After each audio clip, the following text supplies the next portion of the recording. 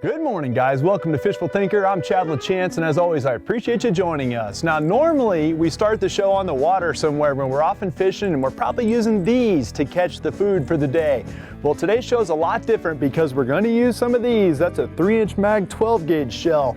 You know why we're using shotguns today? Because we're on a cast and blast. We've got Austin Parr joining us. We're shooting ducks in the morning. Then we're going to go do some fishing and see if we can catch some bass or crappie through the ice. So it's going to be a really unique show for us. We're going to prepare these ducks here over the course of the show as well. So stay tuned, get comfortable. This should be fun. Fishful Thinker Television is brought to you by Sportsman's Warehouse, America's premier outfitter. Peterson Toyota and Toyota Trucks, moving forward. St. Croix Rod, best rods on earth. Berkeley, catch more fish. Abu Garcia, for life. Camp Chef, the way to cook outdoors. So before we get into too much of cooking right here, let's set the stage a little bit. I've been duck hunting my entire life, but it's been a long time since I've done it, and Austin Parr called and gave us an opportunity to come out and get in the duck blind with him, and I couldn't resist. On the second half of the show, we're gonna go warm water fishing and see what lessons we can learn. First thing in the morning, it's foggy out. This is Austin Parr right here, and we are not fishing right this minute, guys. We are sitting in a duck blind on the Platte River. Cast and blast today. Austin got me talked into a cast and blast. So we're gonna shoot ducks right here on the Platte River first thing this morning till it gets good and light. Shoot a bunch of ducks, and then we're gonna go right over here and do a bunch of fishing on the pond through the ice. Say when. Kill him.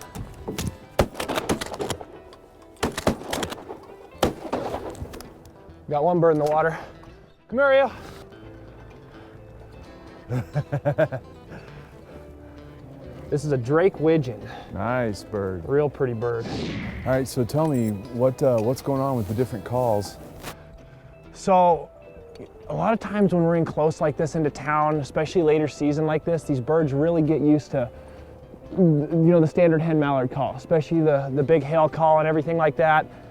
They get really leery to it. And if you can kind of give them a feeder chuckle, or you can give them a little bit of a whistle, little teal ripping by, a lot of times they'll finish a lot better.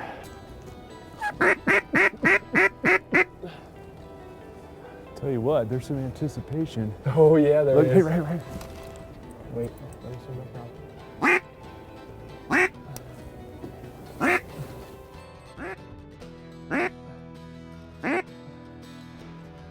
Swings back to the room. Take him right over the top here. A little missing going on there. How did that happen?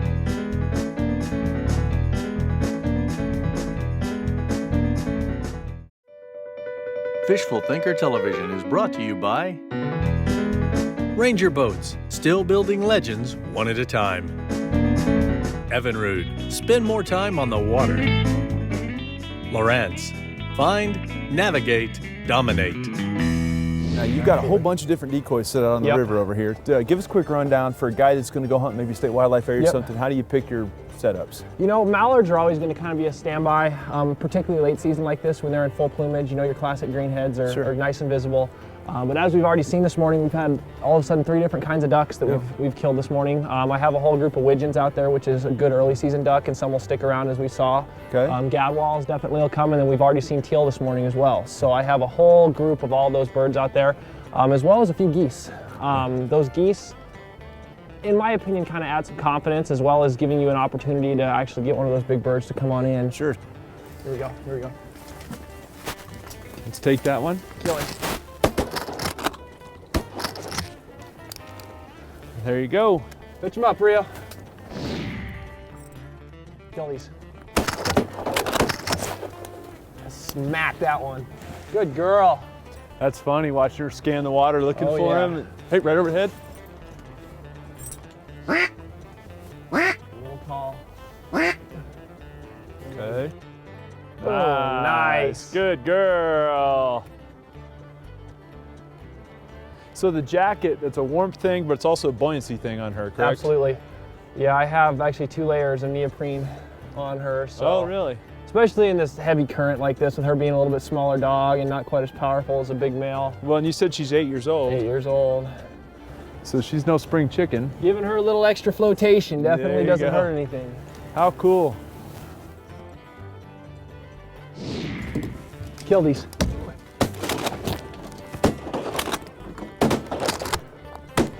bird, Rio, fetch him up.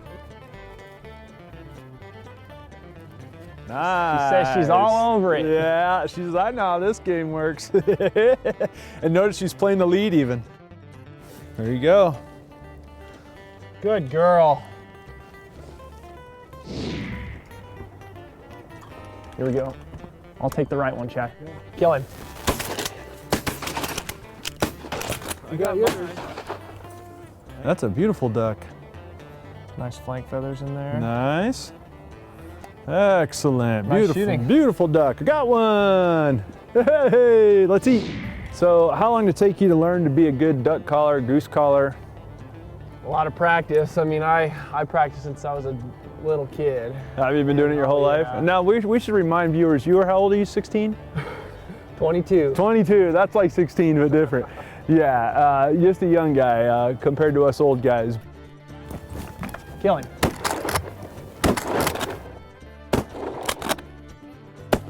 There you go. Bird.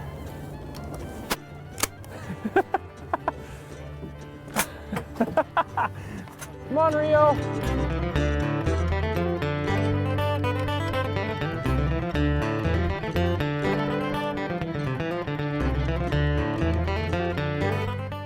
Gorgeous streak.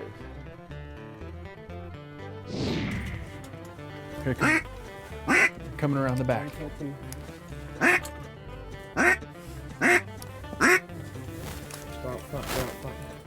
Okay.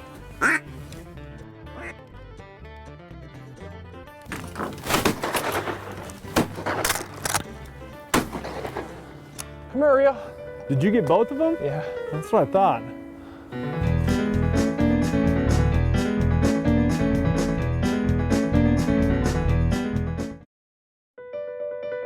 Fishful Thinker Television is brought to you by Camp Chef, the way to cook outdoors. Peterson Toyota and Toyota Trucks, moving forward. Lawrence, find, navigate, dominate. I think a big part of the success that we had that day was because it was so cold, all the water around the area is frozen except for the river itself. And that forces all the ducks into the river corridor and gets them flying up and down the river. Austin told us before we went out for the day that we were going to see a variety of ducks, and we did. And ironically, the really funny part was the trophy duck, the fully plumaged male pintails that we found that Austin was really looking for, was the only flock that got away clean. Oh no, did we not get any of those pennies? That was bad. God, those were, oh my God. I did not know, dude. I did not. Dad, how do we do that? All right, so we're gonna cook these on the Camp Chef outside. We're gonna use the Explorer 2 stove that you can see that I have. It's 30,000 BTUs per burner. The windshield, the sides, and the legs all come off. It all fits in one bag. Tons and tons of power, real simple to use, runs off a traditional propane bottle. So what you're looking at right here is the fillets from 2 ducks that we shot on this outing. And I picked some of the ones that were the least damaged. I just only plucked the breasts off, and then I filleted them out using a fillet knife, and I filleted the breasts completely off. So these are boneless duck breasts that have the fat and the skin on them, and that's really important because duck is extremely dry if you don't leave the fat on it. But I marinated those duck breasts overnight in this liquid right here. What's in this liquid? Soy sauce, orange juice, balsamic vinegar, honey, a splash of red wine, salt, pepper, crushed garlic, and rosemary. We're gonna reserve this because I'm gonna reduce it in a few minutes and make a glaze. Once I took the duck breasts out of the marinating liquid, I rinsed them thoroughly and patted them completely dry. And that's a really important step because if you don't, the sugar content that's in that marinade right there will burn when I put these ducks in the pan, and you don't want burnt sugar. And I use a Himalayan sea salt here, and we don't need a lot of it because these were marinated, and they shouldn't need a whole lot of it, but we'll put a little bit of seasoning on each side. So these fillets are now lightly salted and peppered and are ready for the skillet. Get this pan hot, but not very hot. We don't want to burn that skin right away. We're gonna add just a little bit of olive oil in the pan, and then we'll take these fillets and we'll put them in their skin side down. We'll put the thick side towards the middle. And I don't want it to sizzle too much. You can hear right there, just a little bit of sizzle on it, but not a lot. As you can see, guys, this is barely cooking right there. I can still grab this pan by one end, which tells you that it's not exceptionally hot, or a cast iron skillet wouldn't be there. You can see that these are just barely bubbling underneath there, and that's really important because they're just not that thick, they're not that big, and it's important that we render a little bit of that fat and crisp up some of that skin, or they're just going to be rubbery and they're not going to taste all that good. You know, we're a fishing show first and foremost, and yet when we got out of the duck blind is when the wheels really started to come off. We caught tons of fish, we caught them one after the other in fact, we just didn't catch any size. And it's kind of funny because in talking to Austin going into the trip, he said, well, we're going to wade through tons and tons of little fish and then we'll catch a couple of big ones. Well, he sent me pictures to prove that he could catch some big ones, and he's caught some really nice ones through the ice using the exact same 1-inch gulp minnows that we were using that day, the same setup, and even literally the exact same holes after we were there. But during the 2 hours that we got to fish, it didn't quite go our way as far as size, although I don't think we ever went more than a couple of minutes without catching one. It's about 22 feet of water right here, and a lot of the bass have seemed to have been right near the bottom. Crappies have been up quite a bit. So definitely they've been up suspended as much as 10 feet off the bottom. Oh, really? Okay. We're gonna drop down the gulp minnow. Now this is the little 1-inch ice variety gulp minnow. Gotcha. And it has been very effective for these crappies. Actually, the other day we were out here and this was the absolute #1 bait for those crappies. The 1-inch minnow, and you got that little silver, back to the Legend Silver ice Legend rod. Silver ice rod. So are these guys gonna bite like I would expect trout to bite through the ice? They've been biting the same way. Just So a nice, real subtle, soft take, and you know, just like we had up at Stagecoach, these little spring bobbers like this, yeah, they've been making all the difference, especially when the crappies start moving through. Right. They just barely dump that bobber. You barely feel it on the end of your rod, if ever. And Right, you know, that spring bobber definitely helps to increase your chances. Well, I was made aware of that, and we probably ought to put that up there and show the viewers. If you watch this clip, I mean, that spring bobber's so subtle and so effective. There, got him. Boom! Oh, that's good stuff right there. Once again, hitting the That's float over good here and stuff. moving over. Paying attention to your graph is key, beautiful. but You it's got him? Go another ahead, get him. You pretty got it. fish You here. got that one. I just want to point out, that's 2 in a row. It's first hole we've caught 2 fish in, for one. All right, in fact, I'm going to go ahead and do that. So if this rod goes I got under... one rising up hard. Got him. Oh, there he was. Oh, swing and a miss. I better sit here and pay attention for a minute. Look, even your dog gave up on you after that one, bro. Your dog went right to me after that. What I did on that, actually, we were paying attention to that fish on the flasher there, and I brought that fish up. And as soon as I changed the level of that bait and started reeling up, that triggered that bite immediately. And I'm always of the mindset that mixing up, I mean, we've got a rod that's not moving at all. We got one that you're shaking and one that I'm just doing a gentle hop, almost like you would a spoon. There's one. Did you get him? Got him. All right, what'd you get? Let's see what we have here. Oh, Baby he's bass. a cute little bass. You can't have that.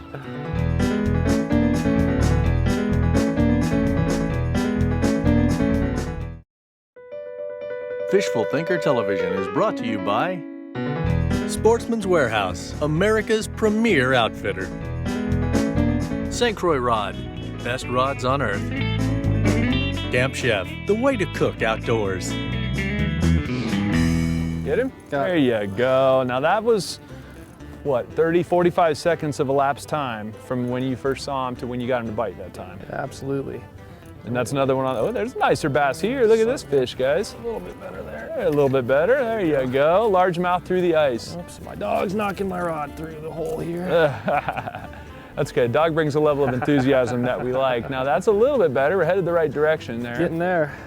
Largemouth bass through the ice. You don't see that very often, especially here in Colorado. I'm not even gonna move. Ah, I should have moved apparently. Ay, ay, ay. I swear I did exactly what you told me. Another little baby largemouth. Look at all these little guys. You said we'd catch a jillion of those. Yep. What he didn't say is he'd catch a jillion of those. Yeah. He says, when they come in, don't even, okay, I got one on me right here. I'm not gonna move. Got him. I saw the bobber. There we go. I'm finally learning what the little bobber's about. Yay, I caught a crappie. See, there we go. That's what we're talking about. We figured we'd catch a mix of bass and crappies, and a good guide always knows what's going on. He told me we're gonna wade through a whole bunch of little largemouth before we get to any crappies. Well, he wasn't kidding. pink 1-inch gold minnow on a jig head, little ice minnow right there, made specifically for ice fishing. And you know me and gold minnows, it doesn't take much to get me excited. When he said they were on a good gold minnow deal, I said, all right, I'm down. Those pink ones have been the ticket. There you go.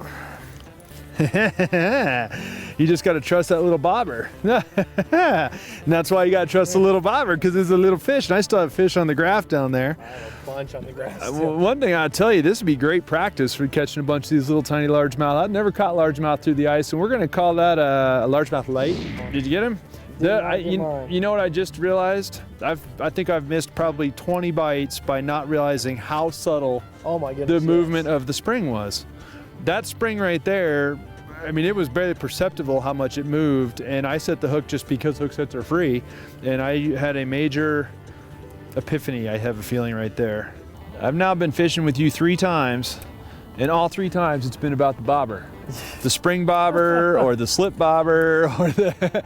I say, all jokes aside, the most important thing an angler can learn is depth control. Oh yeah. And this bobber in this instance may not help you a lot with depth control, but absolutely you have a bobber stop going on right there with a slip bobber. That's perfect. I have it sitting right over there again. And this bobber is helping you with bite detection, and we've talked already about line watching and things like that. It's just hilarious that the principles are solid. The show we do with leeches at Chatfield, you talk about numbers of fish. A lot of fish. A lot of fish. What those fish are seeing at 7.5 feet right here, if you notice. We're in boats at 7.9. We had fish marked back here that we went over.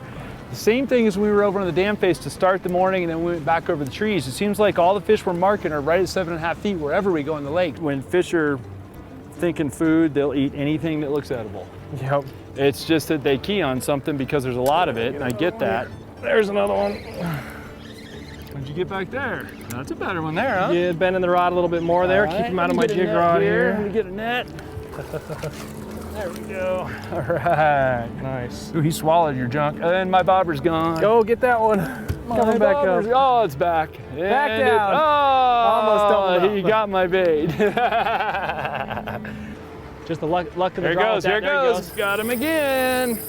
That's another one. I threw it back to the same spot. That's a nice one here. Feels like.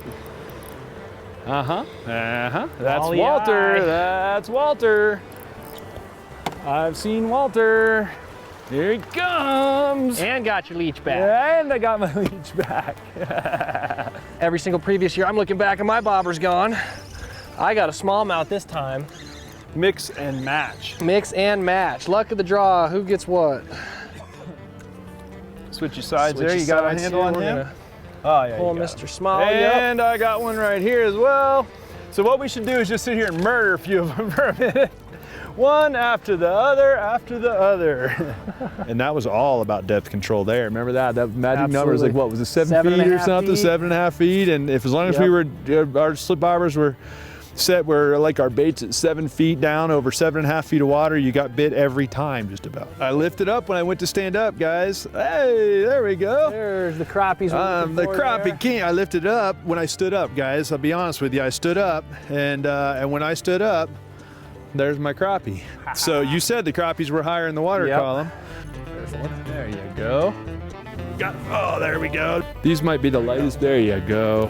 like that. Oh, look at him own it. I mean, I don't care if they're little tiny largemouth or not, or if you're catching little baby largemouth or not. Yep, Oh, little bass there. Oh, look at you now. What is it about that hole? You got another bass. Man, there's a lot of those in here. There's a lot of those in here. We have caught a ton of those little guys. Yeah. Man, there's no shortage of those things in here. Yeah, but still you're getting them to bite 3 times faster than me with the same bait. Come on. Did you get him? That may not be a giant, but he can flat catch him. Hey, that looks like the last bass. Oh, crazy little dog. And he's just pounding them one after the other. He's releasing yet another largemouth bass. So stay tuned, guys. Meet me in the kitchen. The thing to take away from the ice fishing that we did with Austin is this. We didn't catch giants that day, but if you go do what we did and you go do it in the places that you like to do it, I think that the technique was there, everything was right. We just needed more time, or probably to be out on the ice either a little earlier or a little later in the day. And the lesson is depth control and very, very, very subtle bites that you can detect only with the spring bobber was the key to success that day. You can see now these are getting real close. That's about where we want them at this point. They're looking about like we'd like to see them. So that skin's looking real good. They're starting to cook all the way through. And so we'll give that about, maybe 30 more seconds for these two big ones. We'll go ahead and pull these guys off and set them aside right now, and we'll finish them in just a minute. And we'll put this back on the heat, and we're gonna get it really hot. So, but you don't wanna do that with the duck in there, because if you do that with the duck in there, it's going to overcook as the process of heating up. So I just put a little bit of olive oil in there. So we're gonna go ahead and put these in now. It's gonna be hot enough that they're gonna go real quick. 3 minutes, they're gonna be cooked. And so we wanna go ahead and get some sear on them and some char. Put those over just long enough to crisp the skin for a quick second. We'll take these off of here.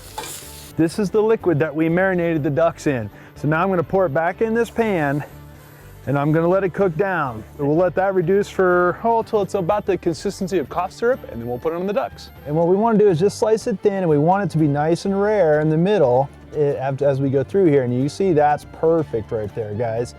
We're gonna take just a little bit of this drizzle, and we're gonna lay it right over here. And that's just plain white rice that I made with a little flat leaf Italian parsley in it. All right, guys, so there it is. There's my seared duck breast with an orange soy glaze. Simple, simple, simple, and delicious. Hopefully you guys enjoyed the cast and blast today. If you want information on the stove or the skillets, you can get that at campchef.com. If you want the recipe, you can get that at fishfulthinker.com. And we would appreciate that, of course. You can get all these items at Sportsman's Warehouse. If you want to join the conversation, join us on Instagram, Facebook, or Twitter, and I think that we would love to have you there. Most importantly, we hope you'll tune in, and we'll see you next week. And in the meantime, I'm gonna try the duck.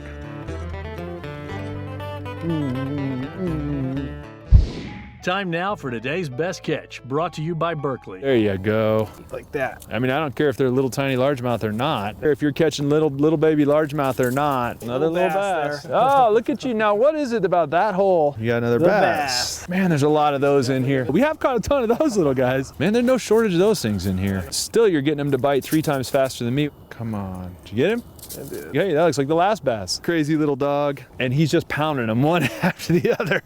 He's releasing yet another largemouth bass. Berkeley, catch more fish. Stop that. That bobber's not a fish. Now see, a good host would have brought 2 coffee cups. Ay, ay, ay. What is she checking holes? Where I think, no wait, let me try this again. Okay, come on. Oh, I missed him. Did you see that? I wasn't looking just in time. Oh, I saw that one. Okay, cut for a sec.